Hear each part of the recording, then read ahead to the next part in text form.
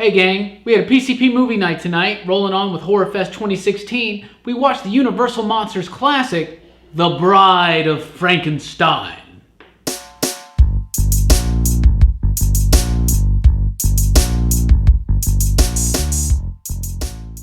That's right guys, 1935, The Bride of Frankenstein, directed by James Whale. One of the absolute best sequels of all time, one of the absolute best horror movies of all time, in my opinion. I love this movie. I grew up on the Universal Monster movies. I think Bride of Frankenstein is one of the best out of all of them. Super cool, closer to the book than the original Frankenstein. Colin Clive comes back as Henry Frankenstein, Boris Karloff as the monster, Elsa Lanchester as the bride, and Pretorius, Dr. Pretorius. Love this movie, think it's funny, think it says some things, and it was a little subversive for its time. Let's talk to the gang here. Hammertime, Holshoe, Brooks, Gibbs. What'd you think about Bride of Frankenstein on the rewatch, John? For some reason, I haven't seen it in a while.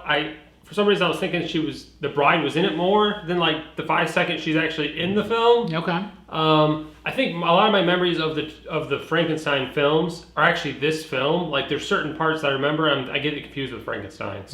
So it's good to rewatch it, refresh. I think it's a great cast. And again, still Boris Karloff, he's still the quintessential Frankenstein. Oh yeah, absolutely. So I enjoyed it on the rewatch. Yeah, Karloff is amazing in the role. The monster gets to speak. The scene with the blind man. I think this movie has a lot of heart to it. I think it really shines. Speaking of shining, Brooks, you have The Shining. What did you think about The Bride of Frankenstein on the rewatch? Oh, Bride of Frankenstein was always my favorite of the Frankenstein movies, really. It has most of the scenes I remember the most and the best, and it still holds up, you know. It's as good as it was back then. It's a lot more, it goes a lot more into the monster, like, you know, his motivations, like, you learn more about him, really. Oh, yeah. The first one, not so much, and this one they kind of develop his character a bit more. Yeah, it's a much more developed story this time. In the first one, he's just kind of lumbering around.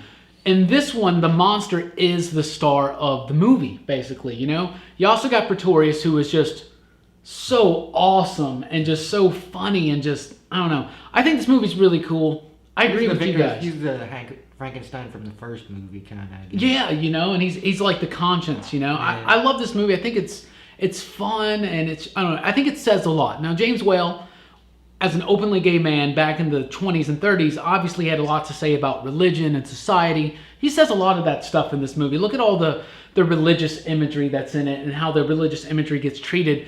He's in the graveyard and there's this like archbishop or something, and the monster sees it and just knocks it down angrily. And then when Pretorius is showing Henry his experiments, he's like, this one was so disapproving of the others, we made him an archbishop. And there's so much of this movie saying about things like that. And of course the whole man pretending to be God.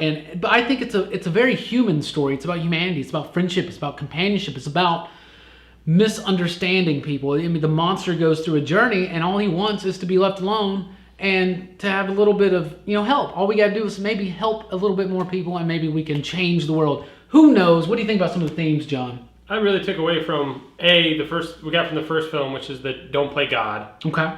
So again, it doesn't work out for them.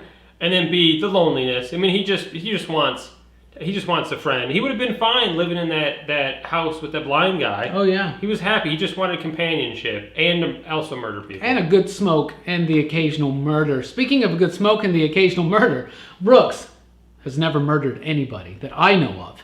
Brooks, what'd you think about some of the themes in the movie? Well, there's always that creator versus created thing to the Frankenstein story, you know, like Frankenstein he's been given life by this thing. He knows who his creator is, like what he looks like and everything, and he's met him. And, you know, the creator, he just leaves him, lets him go out, do his own thing, doesn't try to, you know, take care of him. Yeah. And then he runs amok, and then, you know, there's consequences to that. Oh, absolutely. And it turns out, you know, the monster ends up having to turn against him because, you know, Frankenstein just wasn't there for him, didn't teach him any better. Yeah, I mean, I think this movie really speaks on the failure of Frankenstein himself as a father, as a creator. Like you said, that's really interesting that you even mentioned that, because talking about all the religious imagery in this, and James Whale maybe speaking out against his creator, and you have that acting out here with the monster against his creator, and that's a really cool parallel I've never really even thought about. Guys, let us know down below, what do you think of The Bride of Frankenstein? I think it's one of the greatest sequels of all time for sure, and one of the greatest horror films of all time. We love it.